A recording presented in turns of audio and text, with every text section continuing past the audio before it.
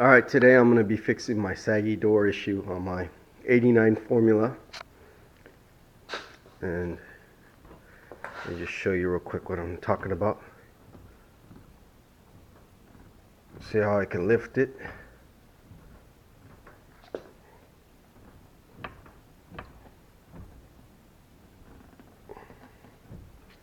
There's a good, I don't know, ½ inch to an inch of play there by just lifting the door. It shouldn't do that. So first step, pop your hood. Fender's gonna have to come off. Alright, got the fender off. Easiest way to get your Knight Rider bumper, if you have one, off is to take the headlight out. So you can see I took the headlight out. There's 2 bolts on top, 2 at the bottom. Headlight comes out, 2 connectors. Loosen those up, and then you can actually get into here a lot easier to take those 4 nuts out on the bumper. You can leave the bumper on, and actually you can even leave the hood on like I did and just lift the hinge up, take the fender out, put the hinge down, put 1 more bolt in it just to keep it in place. Or you can take the hood apart and the bumper off. It's up to you. But that's the way I did it, and now you can see you can get in there to the bolts. Okay, my 14-year-old daughter is going to lift up the door, and we're going to check out how the hinges look. Go ahead and lift it up.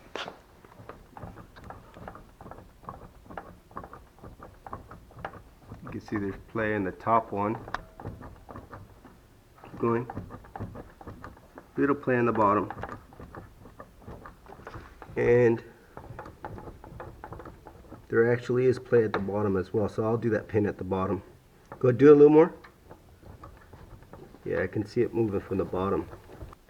Alright, there's a couple bolts back here that you gotta take your kick panel off. And there's this tar stuff, you gotta pull that back, and sometimes you'll have a screw holding this relay. So I'm gonna unscrew that. It's not always gonna have a screw there, but you might have one.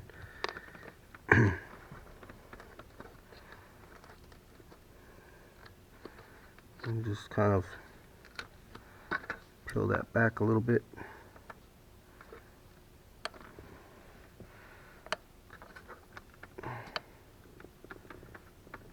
Okay, just enough so you can get into those 2 bolts that are right there. Okay, those 2 bolts are actually 16mm. Just get a socket extension on it and loosen those up. I think, yeah, and the top is just from the outside, so those are the only 2 you gotta undo from the inside of the car. Okay, the remainder of the 4 bolts, 3 on top, 1 at the bottom, are 15mm. I just used a socket like this, a ratchet, and you should be able to fit into every one. Before I do that though, the wiring inside here needs to come off. So I'm gonna pull the door panel off and loosen up all the wiring and pull it through there so I can take the whole door off. Fun. Alright, now I wrestled off that door panel, and now I can access the wires, because we're going to disconnect this. Love how they duct tape this on. Okay, so we're going to disconnect our wires and run them outside the door. I really wish that they would have created a plug in here, a simple plug where you could just disconnect it.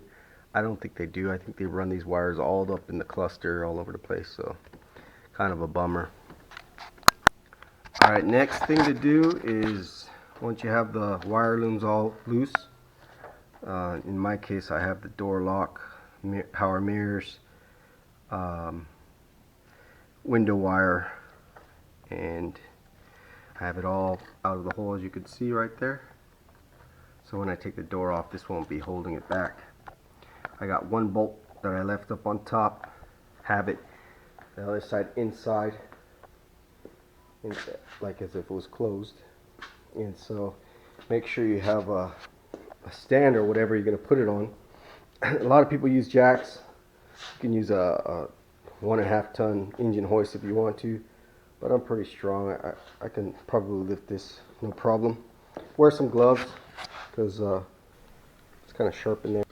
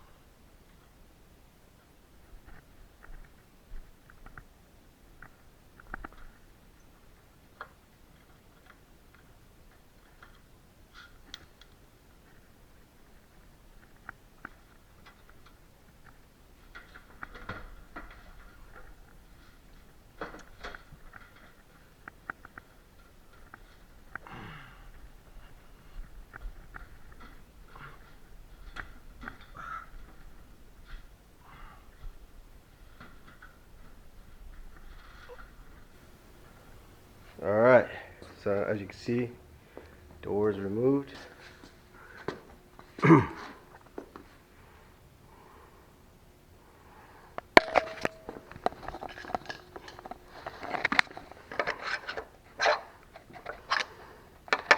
I don't really think this thing moves in here.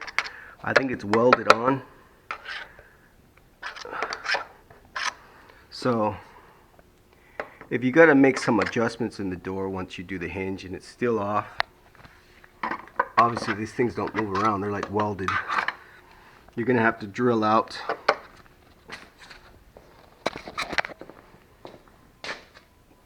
this hole here, and if you need to go closer to the door, I mean to this side over here, because I got a gap here, so I might have to drill out this hole a little wider on this side here so I can push the door a little bit, because there's no adjustment on that actual where it bolts up over there. These ones are a lot bigger. We have more adjustments here. But again, yeah, if it's still off, you'd have to drill out a little bit more on this side right here, maybe. But every car is going to be different. We'll see. Who knows? When I put the new hinges on. And these ones are not terribly bad, but you can see there's play in it. I mean, you can move it up and down a little bit. It shouldn't be like that. And these ones are always stiff down here, but I'm gonna do it anyway. Okay, this weather strip here is kind of in the way, so I'm gonna take these bolts out and move this strip out of the way. Just 2 bolts.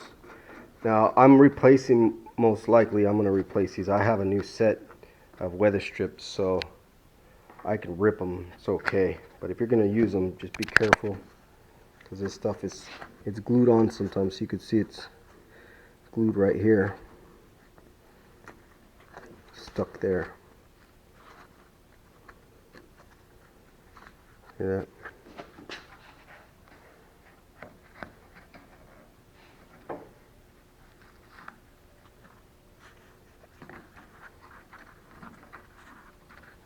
Okay, you can move that out of the way, because that's going to be in the way of your drill bit. The drill bit needs to go right here.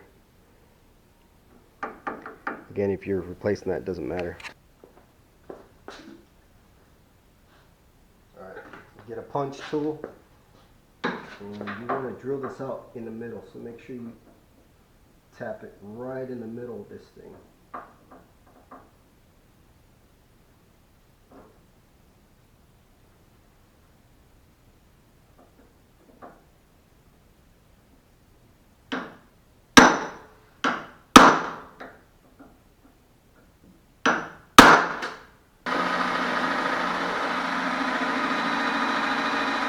If you don't want your paint messed up, which I'm going to paint this, but I'm just going to show you. If you don't want your paint messed up, put some tape automotive tape right up on this edge here. That way if you do hit it, it doesn't knock your paint off. Put two or three of these on. But again, I'm painting this, doesn't really matter.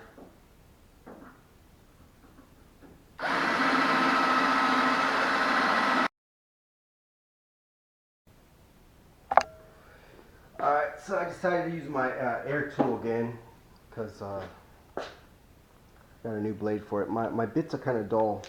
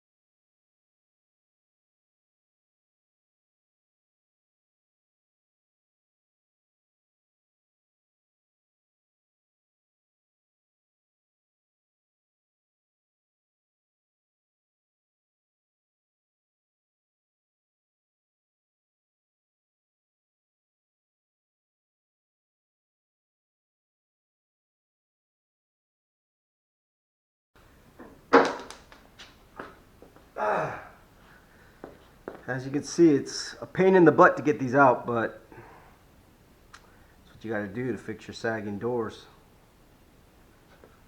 So just be patient, don't get too crazy. Put some tape on there, it helps protect it a little bit so you don't screw up your hinge. Now we do the other side the same way. So we have a little less room to work on this side. But okay, I decided because of the angle of where it's hard, you have to go at an angle. It's really hard to drill out because of, you know, unless you have a smaller drill than I got, it's hard for me to get in there. The only way I can get it is at an angle. So I'm going to try my cutoff tool again. I just put a couple layers of tape over it to protect it. I'm wearing my goggles this time.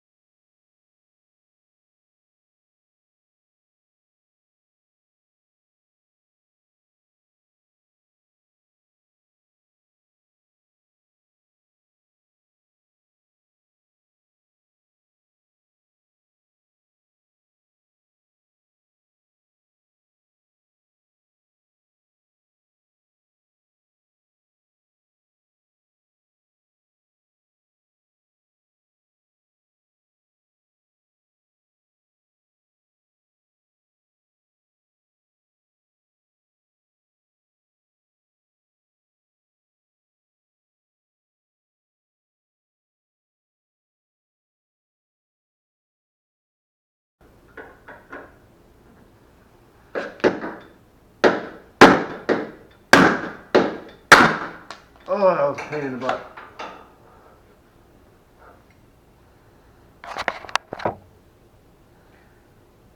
That one did not want to let go. Alright.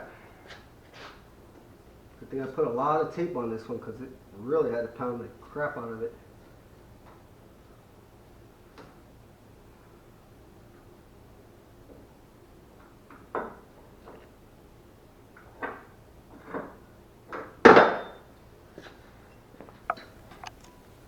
Alright guys, check this out. Here's the top hinge from my other Firebird. Might have been, it was a little older year. And here's the one from the 91. You could see the hole on the right side. This one right here right here is a lot smaller than this one. So this one's gonna have a lot less adjustment than the one that was on my Formula.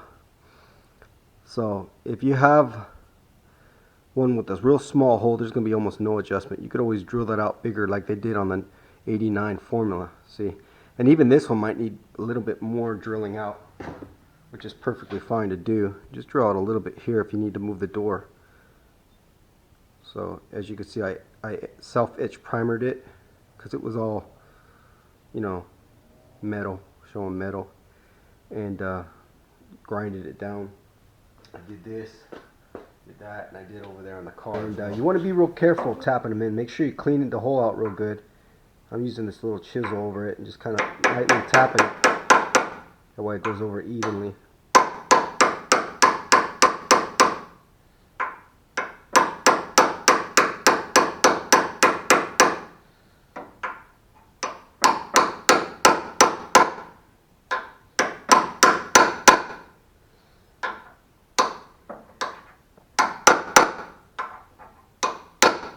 Alright, it's nice and seated. Same thing on this side.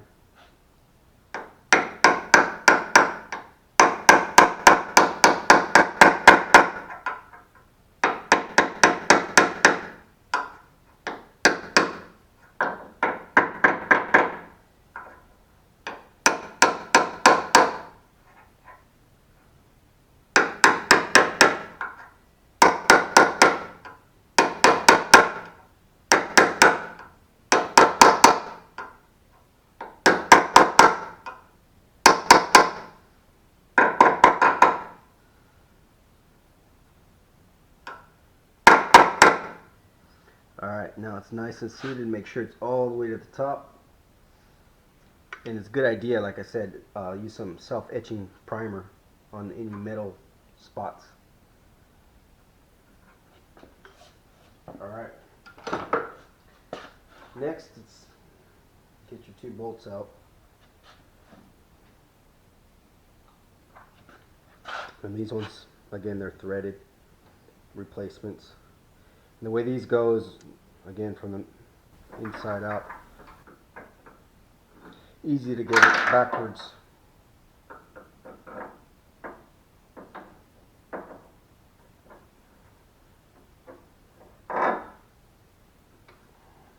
Tap that one out.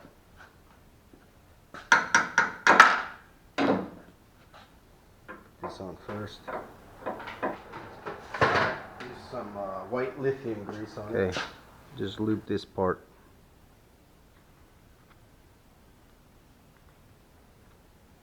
That's all it needs.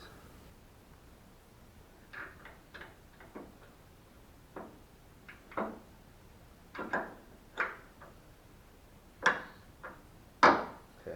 let's give it a little tap. Okay, that's all it needed. Grease this side up. I'm putting a lot of grease on there because I don't want to ever have to do this again.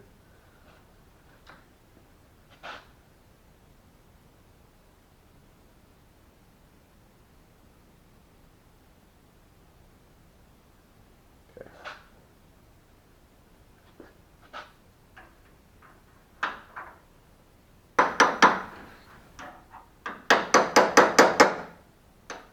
You don't really have to, because when you put these on, it's going to get tight anyway.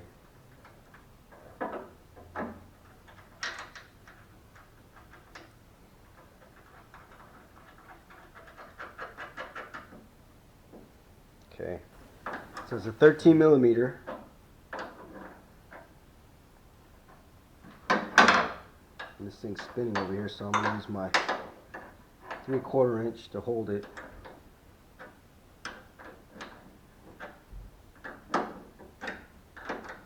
I'm going to do it a couple rounds, and then I'm going to do the other side.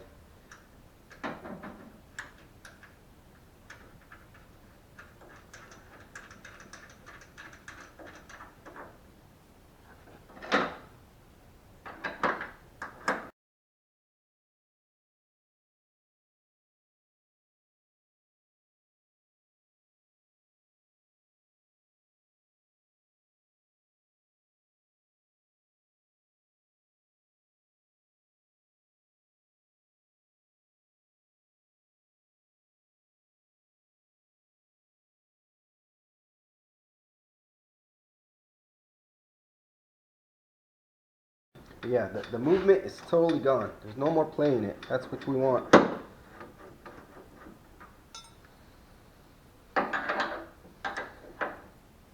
that one's totally tight.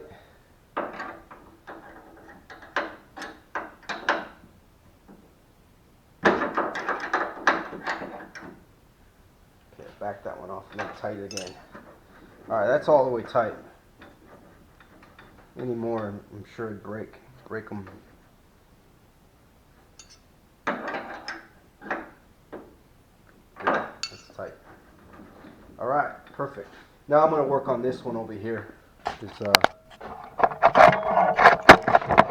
bottom one. And there you go, there's the end result.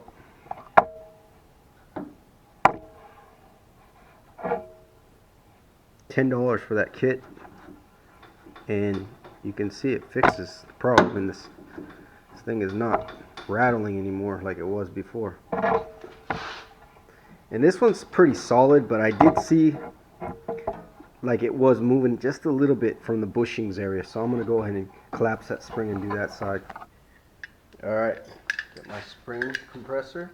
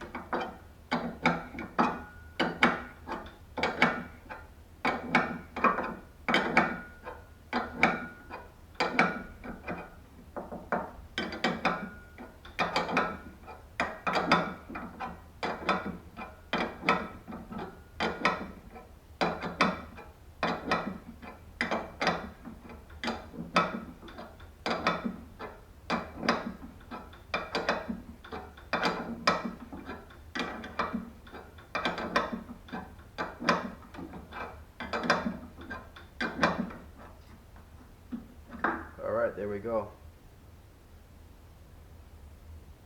Put that off to the side.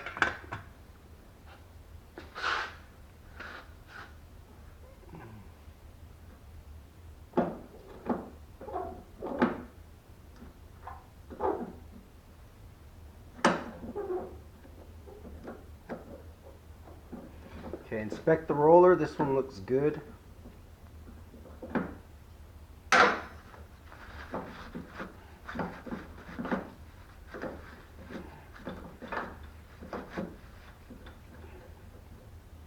Yeah, I believe that roller's in good shape still. I'm going to grease it up just a little bit.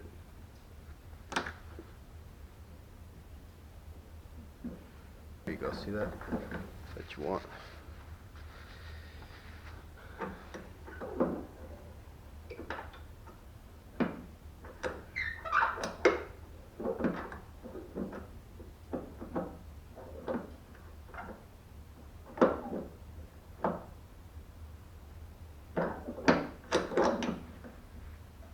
Just going around and cleaning all this up. It's kind of dirty in here. See if I can get in there with the punch.